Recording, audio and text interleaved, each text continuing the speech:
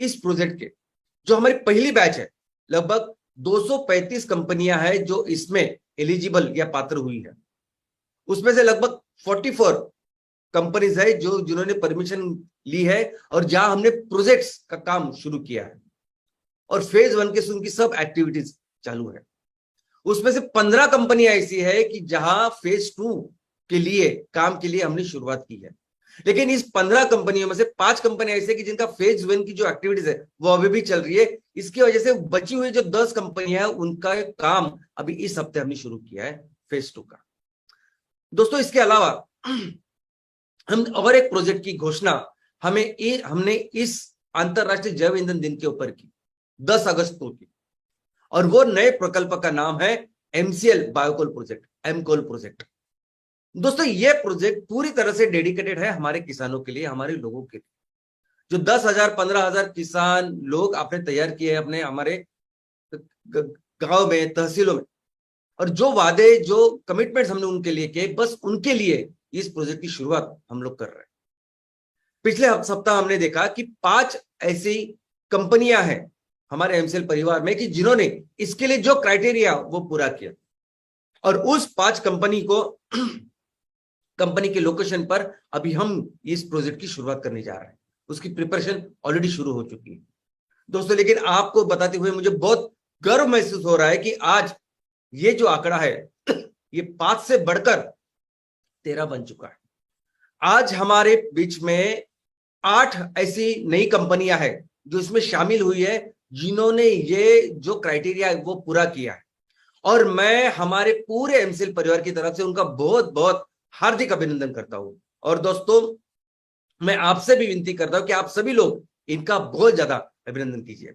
सबसे पहले मैं नाम लेना चाहूंगा स्वामी वेंकटेश्वरा बायोफ्यूल्स प्राइवेट लिमिटेड, इस कंपनी का, जिनके प्रमोटर है सागर पवार, तहसील है बाबलेश्वर, डिस्ट्रिक्ट है विजयपुरा और स्टेट है कर्नाटका। दूसरे है विश्वेश्वरैया बायोफ्यूल्स प्राइवेट लिमिटेड, नूतन केवटे प्रमोटर उनका नाम है, तहसील का नाम है निडगुंडी, जिला है बीजापुर और स्टेट है कर्नाटका। आपका भी अभिनंदन। आगे की जो कंपनी है वो कुरुगोडू बायोफ्यूल्स प्राइवेट लिमिटेड है, जिनके प्रमोटर का नाम है रसूल शेख साहब, जिनके तहसील का नाम है कुरुगोडू, जिले का नाम है बेल्लारी और राज्य है कर्नाटक। आपका भी अभिनंदन। आगे है रायता वरुक्षा, रायता, मेरा प्रोनाउंसिएशन अगर गलत हो तो मुझे प्लीज माफ करना, लेकिन रायता वरुक्षा बायोग्रीन फ्यूल प्राइवेट लिमिटेड, जिनके प्रमोटर का नाम है छायादेवी केसी, तहसील का नाम है सिरा, जिला है तुमकुर और राज्य है कर्नाटका। आपका भी अभिनंदन। अगले है सदगुरु Shri Swami Samarth clean fuels private limited, जिनके प्रमोटर का नाम है सरिता पवार, जिनके तहसील का नाम है मुद्दे बिहाल, जिले का नाम है विजयपुरा और राज्य है कर्नाटका। आपका भी अभिनंदन। आगे की जो कंपनी है उनका नाम है निसर्ग प्रिया बायोफ्यूल्स मुढोल प्राइवेट लिमिटेड, जिनके प्रमोटर का नाम है सीताबाई पाटिल, तहसील है मुढोल, जिला है बागलकोट और राज्य है कर्नाटका। आपका भी अभिनंदन। आगे की जो कंपनी वो प्रार्थना ओम बायोफ्यूल्स प्राइवेट लिमिटेड, प्रमोटर का नाम है किरण कट्टीमनी, तहसील का नाम है बदामी, जिले का नाम है बागलकोट और राज्य है कर्नाटका। आगे की जो कंपनी है वो है चंदना बायोस्टेट प्राइवेट लिमिटेड, जिनके प्रमोटर का नाम है बी वासु नाइक, तहसील है मूडबिद्री, जिला है दक्षिण कन्नड़ा और राज्य है कर्नाटक। दोस्तों आप सभी का एमसीएल परिवार की तरफ से, मेरी ओर से सभी का बहुत बहुत अभिनंदन। और मुझे पता है जब आपने काम किया होगा तो आपके साथ सिर्फ आप ही नहीं, आपकी पूरी टीम होगी अपने तहसील की, और वो बहुत सारे लोग हैं जिन्होंने हमें आशीर्वाद दिया है। तो मैं हमारे पूरे एमसीएल परिवार की तरफ से आपका बहुत बहुत अभिनंदन करता हूं, और आगे का जो आपका सफर है, आगे का जो भविष्य है, उसके लिए बहुत सारी शुभकामनाएं देता हूं। तो चलिए शुरुआत करते हैं। दोस्तों सबसे पहले आपको इस एग्जीक्यूशन के कुछ बेसिक प्रिंसिपल्स है वो समझने पड़ेंगे। अभी आज हम देख रहे हैं कि 2 तरह के अलग अलग प्रोजेक्ट्स है जिसको हम एग्जीक्यूट कर रहे हैं। एक प्रोजेक्ट है एमसीएल बायोफ्यूल स्टेट प्रोजेक्ट, दूसरा है एमकोल प्रोजेक्ट, एमसीएल बायोकोल प्रोजेक्ट। लेकिन इन दोनों का जो एग्जीक्यूशन है वो दोनों बहुत ही अलग है। कैसे, देखते हैं। सबसे पहले मैं आपको बताऊं कि एमसीएल बायोफ्यूल स्टेट प्रोजेक्ट जो है वो हमारा सबसे इंपॉर्टेंट प्रोजेक्ट है। पूरी दुनिया का एक यूनिक ऐसा प्रोजेक्ट हमने तैयार किया है, ये एमसीएल बायोफ्यूल स्टेट प्रोजेक्ट। आज 3 सेक्टर में हम लोग काम कर रहे हैं। पहला है ईंधन, जैव ईंधन। तो इस जैव ईंधन की अगर बात करें तो सिर्फ हम लोग एमसीएनजी नहीं बनाएंगे, तो हम लोग हर चूल्हे में, हर घर में या किचन में जा सकता है, हर कुकिंग गैस को रिप्लेस कर सकता है, ऐसे कुकिंग गैस भी बनाएंगे। उसके अलावा जैसी इलेक्ट्रिसिटी तैयार होगी, ऐसी इलेक्ट्रिसिटी का भी निर्माण हम लोग करेंगे, जिसे हम एम पावर कहेंगे, और इसके लिए भी ईंधन हम लोग बनाएंगे। कोई भी इंडस्ट्री हो हमारे तहसील में, हमारे देश में, उस इंडस्ट्री को जो ईंधन लगता है उस ईंधन का भी निर्माण हम लोग इसमें करेंगे। लेकिन ये तो हुआ ईंधन के बारे में। दूसरा जो हमारा सेक्टर है वो है ऑर्गेनिक फार्मिंग प्रोडक्ट्स। अब ये ऑर्गेनिक फार्मिंग प्रोडक्ट्स में अगर आप देखोगे तो ऑर्गेनिक फार्मिंग करने के लिए जो ऑर्गेनिक फर्टिलाइजर है वो कहां से आएगा, तो इस प्रोजेक्ट से आएगा। लेकिन सिर्फ ऑर्गेनिक फर्टिलाइजर नहीं, ऑर्गेनिक ये सॉइल कंडीशनर है। बहुत जल्दी ये आपकी जो कैंसरस जो हमारी जमीन है उसको बहुत जल्दी ऑर्गेनिक कर सकता है, ऐसे तत्व इसमें है। और जब हम इससे खेती करेंगे, जब उससे वो आलू, वो प्याज, वो टमाटर, वो गेहूं, वो चावल निकलेंगे, उससे जो पदार्थ हम लोग बनाएंगे, प्रोडक्ट्स हम लोग बनाएंगे, दोस्तों उसके लिए तो पूरी दुनिया का मार्केट है। अगर आप देखोगे तो सबसे ज्यादा रेवेन्यू, सबसे ज्यादा प्रोडक्ट जो बेचा जाता है, जो सेक्टर है वो है फूड का सेक्टर। सॉरी, आज जरा खांसी है मुझे, कल से चलो हुई तो प्रवास में ऐसा होता है, तो जर्नी में थोड़ा सा। तो ये जो सेक्टर है, ये सेक्टर पूरा ऑर्गेनिक फार्मिंग और ऑर्गेनिक प्रोडक्ट का जो बहुत बड़ा सेक्टर, बहुत बड़ा रेवेन्यू जनरेट करने का जो पोटेंशियल है वो इससे शुरू होने वाला है। और तीसरा जो हमारा सेक्टर है वो एमसीएल इको फ्रेंडली प्रोडक्ट्स का सेक्टर, जिसमें हमें ये जो पेट्रोकेमिकल प्रोडक्ट्स है उसको 100% रिप्लेस करना है।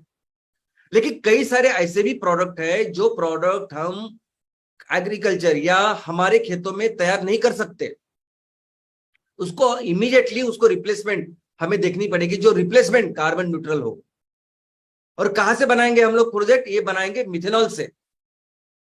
और मिथेनॉल कैसे बनता है, तो मिथेनॉल बनता है कार्बन डाइऑक्साइड से। कहां से आएगा ये कार्बन डाइऑक्साइड, तो ये कार्बन डाइऑक्साइड भी आएगा इस एमसीएल बायोफ्यूल स्टेट प्रोजेक्ट से। तो इस एमसीएल को लेके जो विजन और मिशन हमने रखा है, देश को जो इतनी बड़ी अर्थव्यवस्था बनाने का लक्ष्य जो हमने रखा है, उसकी बुनियाद है ये एमसीएल बायोफ्यूल स्टेट प्रोजेक्ट, कि जिसके बेस पे हम वो रेवेन्यू का निर्माण कर सकते हैं। लेकिन अभी इस प्रोजेक्ट को लेके कई सारे परमिशन है, कई सारी चीजें हैं, और ये यूनिक ऐसा प्रोजेक्ट है।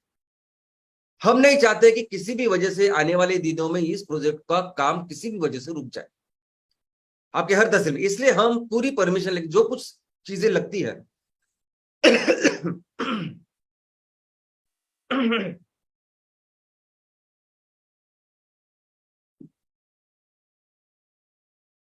वो सभी जरूरी परमिशन सब लेके ही हम लोग इस प्रोजेक्ट का निर्माण करने वाले हैं।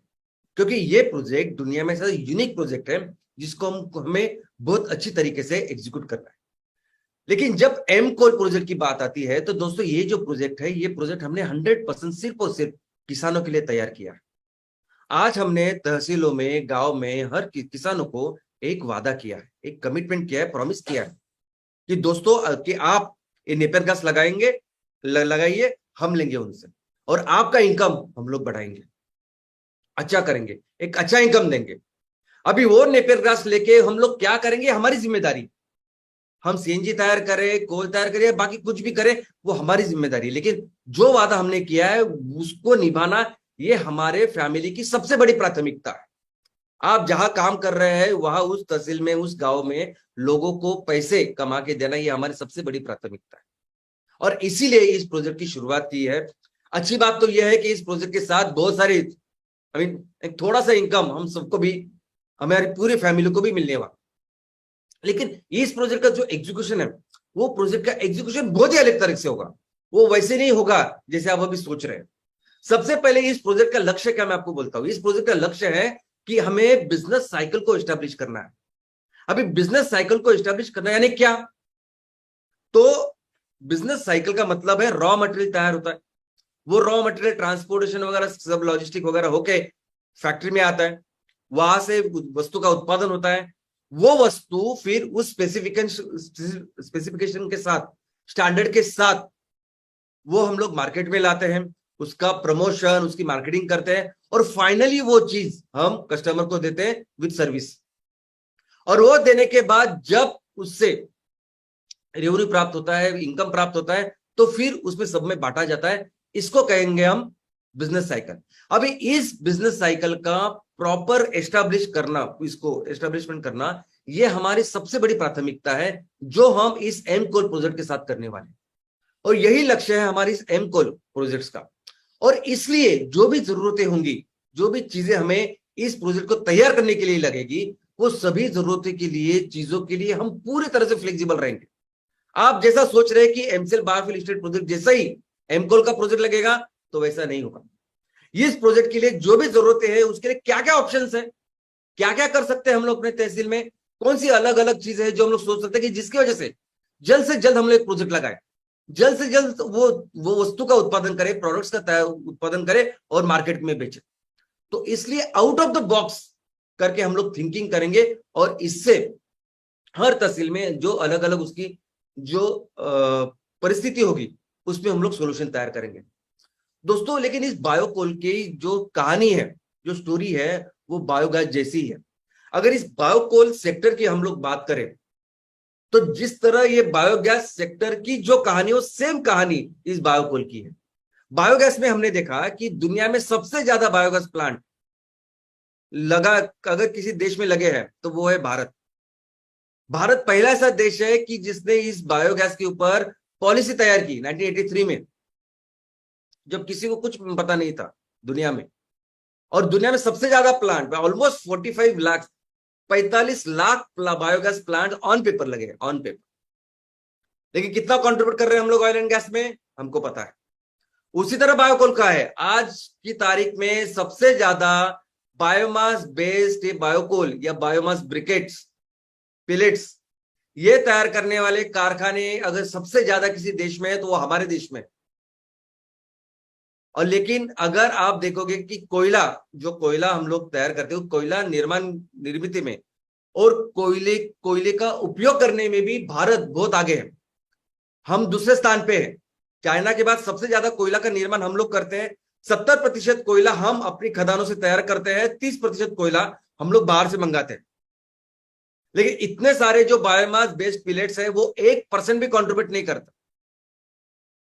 कितना बनाते हैं ये बायोमास बेस्ड जो पिलेट्स, ब्रिकेट्स है, सब कुछ, तो वो उसके कंपैरिजन, कोयला के कंपैरिजन में अगर आप देखोगे तो 1% भी कंट्रीब्यूशन नहीं है।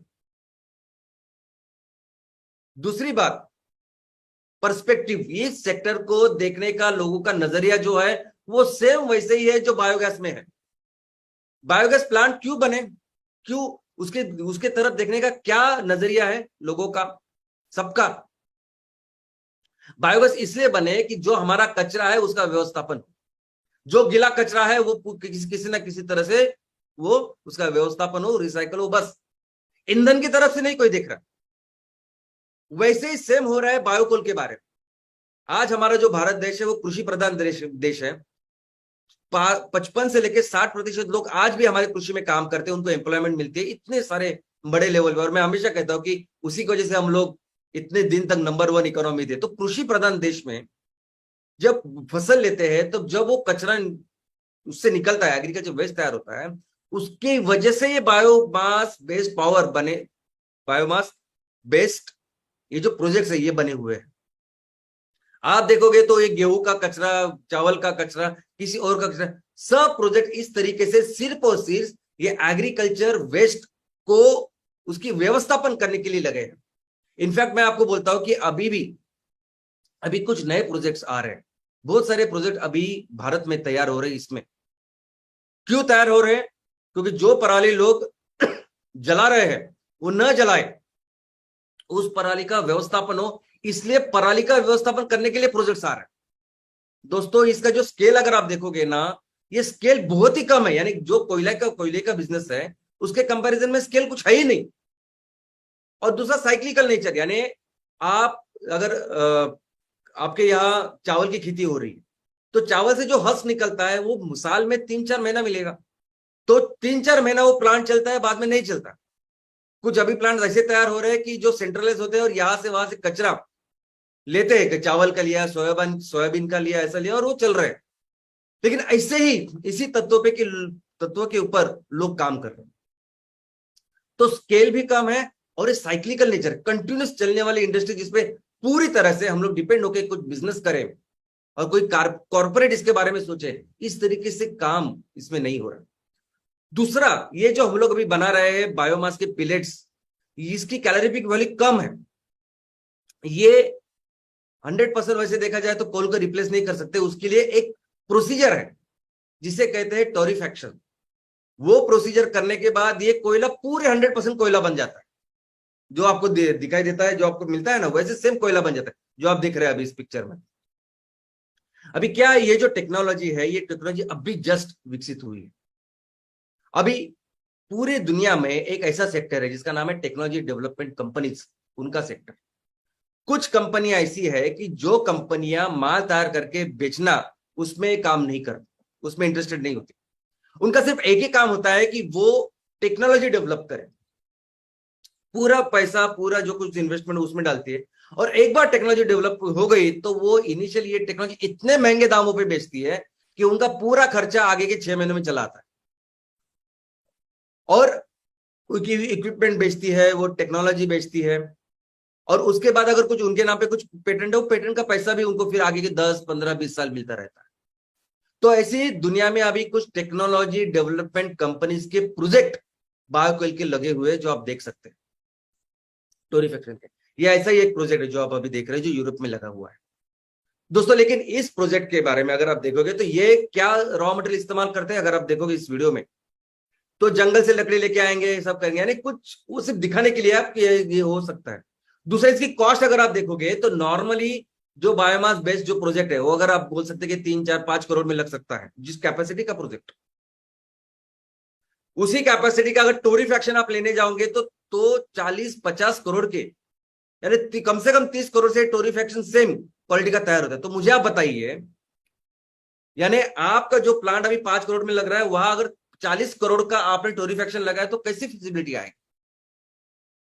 ये लोग इसके लिए काम कर रहे हैं कि उनको वो पूरा जो रॉ मटेरियल है वो एकदम फ्री है ना, कचरा है।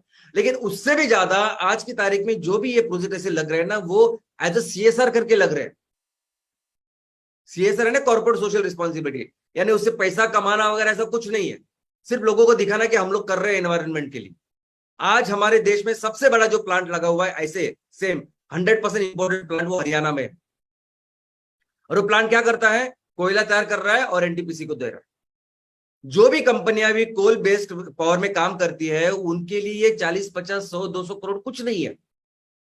एक आध दूसरा प्लांट लगाएंगे और पूरी दुनिया को बताएंगे, देखो हमने पेरिस एग्रीमेंट को जैसे जो साइन किया था उस तरीके से काम कर रहे हैं, देखो हम लोग कोयला भी तैयार कर रहे हैं और उसके इस्तेमाल कर रहे हैं।